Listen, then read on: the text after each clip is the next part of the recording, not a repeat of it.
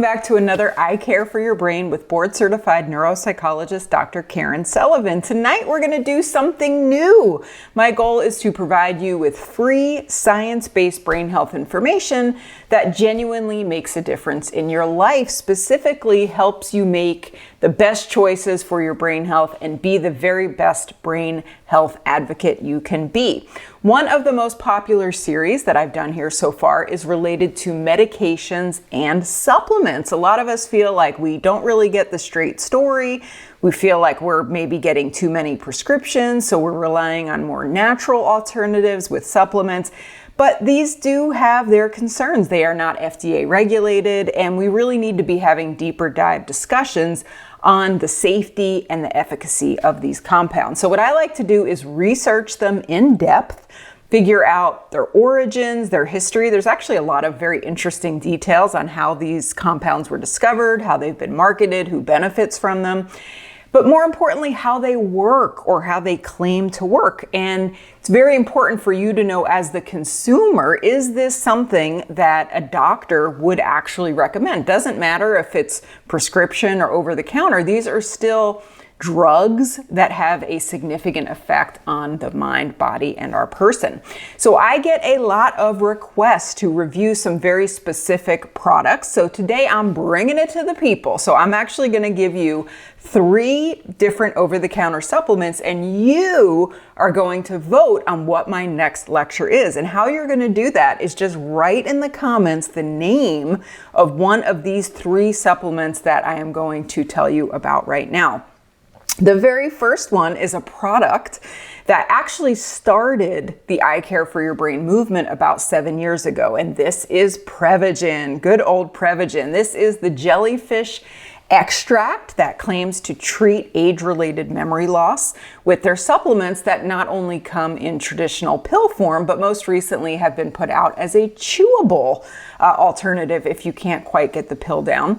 Prevagen has a dark side that you don't often hear about that includes being sued by state attorneys and class action lawsuits. So I would be more than happy to share my opinion on Prevagen by simply looking into what is the documented history of their marketing history and where they have been slapped on the wrists for the tune of millions of dollars.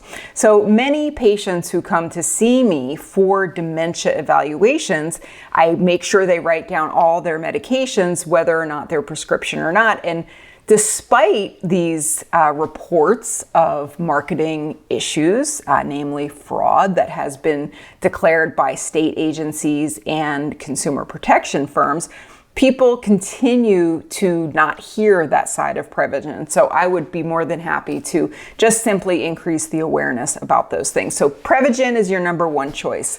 Your number 2 choice is red yeast rice, aka citrus bergamot. This is a product that is from a yeast that grows on white rice during the fermentation process. And this is the most popular nutraceutical that claims to be a natural treatment for LDL cholesterol, the so-called bad cholesterol, gets that rep. This is due to the belief that it contains a compound that is identical to a statin, specifically lovastatin. And this is actually both true and false. And I would be happy to do a deeper dive into this and share the 3 critical things you need to know if you want to take red yeast rice. I find it for some reason to be a mouthful, or if you are already taking it. One that I learned recently absolutely floored me, shocked me, and I immediately thought, oh my gosh, I have to tell people about this. So your second choice is red yeast rice.